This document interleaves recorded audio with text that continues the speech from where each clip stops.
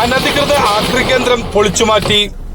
കളമശ്ശേരി നഗരസഭ 22-ാം വാർഡിൽ ജനവാസ കേന്ദ്രത്തിൽ അനധികൃതമായി സ്ഥാപിച്ച ആക്രി സംഭരണ കേന്ദ്രവും തൊഴിലാളികളുടെ ക്യാമ്പും നഗരസഭ ആരോഗ്യ വിഭാഗം പൊളിച്ചുമാറ്റി.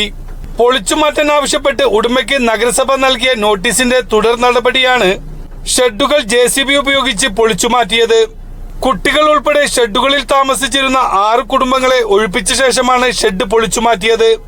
സ്വകാര്യ വ്യക്തിയുടെ സ്ഥലത്തായിരുന്നു അനധികൃത കേന്ദ്രം പ്രവർത്തിച്ചിരുന്നത്.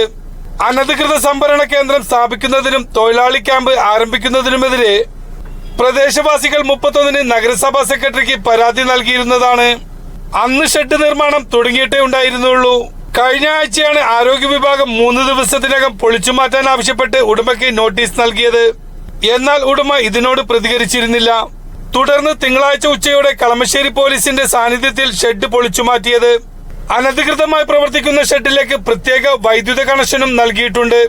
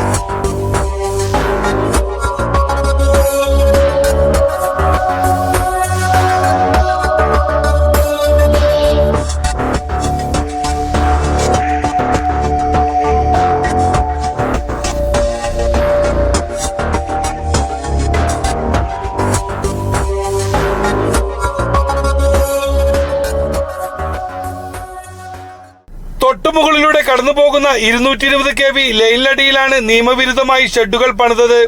കുടിവെള്ളമോ അടിസ്ഥാന സൗകര്യമോ ഒരുക്കിയിരുന്നില്ല. 10ഓളം കുടുംബങ്ങൾക്ക് താമസിക്കാവുന്ന ഷെഡുകളാണ് നിർമ്മിച്ചത്. മുച്ചക്ര വാഹനത്തിൽ ആക്രി ശേഖരിക്കുന്നതിനും തൊഴിലാളികൾക്ക് കുടുംബമായി കഴിയുന്നതിനുള്ള സംവിധാനമാണ് ഇവിടെ ഒരുക്കിയത്. പ്രദേശവാസികളുടെ സ്വൈരജീവിതത്തിന് തടസ്സമാകും എന്ന് കാട്ടിയായിരുന്നു പരാതി നൽകിയത്. 2 വർഷം മുമ്പ് സ്ഥല ഉടമ ഇത്തരം കേന്ദ്രം സ്ഥാപിക്കാനുള്ള നീക്കം നടത്തിയിരുന്നതാണ്. അന്ന് നാട്ടുകാർ പരാതി നൽകിയതിനെ തുടർന്ന് നഗരസഭാ ഉദ്യോഗസ്ഥരും പോലീസും തടയുകയായിരുന്നു.